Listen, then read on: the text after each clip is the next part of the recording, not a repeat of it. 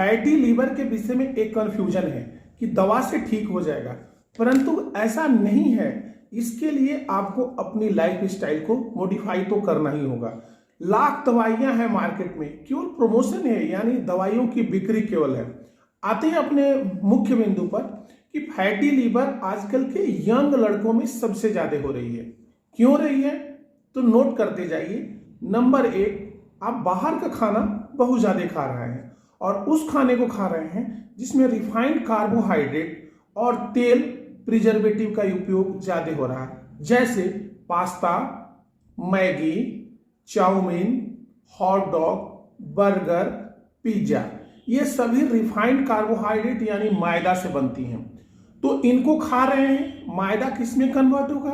Fatty acids में। और fatty acids में आगे चल के क्या बनाएंगी? फैट। और यही फैट पहले आपके लीवर में जमा होगा तो फैटी लीवर कहलाएगा। वहां से निकल के आपके खून की नलियों में जमा होगा तो कोलेस्ट्रॉल और ट्राइग्लिसराइड बढ़ेगा। वही फैटी एसिड जब आपके पेट और कमर में जमा होगा तो आप मोटापा के शिकार होंगे।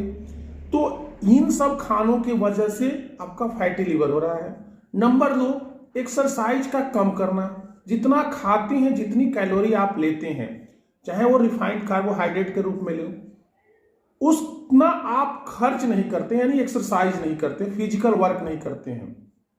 जो तीसरा कारण है वो है स्क्रीन पर ज्यादा समय बिताने की वजह से आपकी फिजिकल एक्टिविटी नहीं होती है। और जब स्क्रीन पे समय ज्यादा बिताते हैं तो उस समय आप क्या करते हैं? छोटे छोटे स्नैकिंग करते हैं। कभी आप नमकीन खा लिए, कभी बिस्किट खा लिए, कभी चिप्स खा लिए, साथ में कोल्ड ड्रिंक्स पी लिए। तो ये क्या है? सब एम्प्टी कैलोरी है, इनमें कैलोरी के अलावा कुछ नहीं है। कैलोरी यानी क्या? रिफाइंड कार्बोहाइड्रेट है, जैसे कोल्ड ड्रिंक्स भी है। इसमें शुगर के अलावा, टेस्ट के अलावा आपके लिए लाभदायक चीज कुछ भी नहीं है। तो अल्टीमेटली ये कैलोरी कहां जाके जमा होंगी? फैट्स में। लंबे समय में फैट्स ही जो है आपको एनर्जी देता है जब आप भूख की अवस्था में होते हैं तो ये क्या करेगा? आपको एनर्जी देगा और तब जाके आप क्या करेंगे? फैट एक्यूमुलेट होते जाएगा, लीवर में ये जमा होता है तो फैटी लीवर कहलाता है। अब एक सेल है, जैसे ये लीवर का सेल है, इसमें इतना आप फैट जमा करते जाएं, फैट जमा करते जाएं, जब एक कैपेसिटी एंड हो जाए तो क्या होती है? सेल फट जाती है।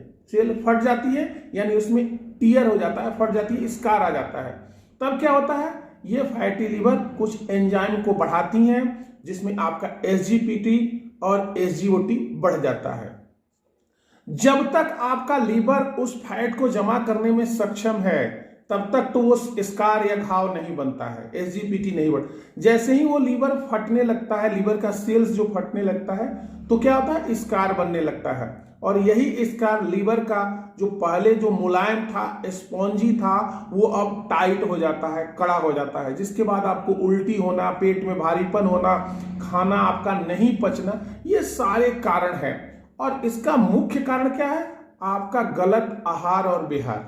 तो जब तक आप अपने भोजन के विषय में नहीं जानेंगे, नहीं समझेंगे कि ये ऐसा क्यों हुआ, तब तक आप फैटी लीवर को ठीक नहीं करेंगे।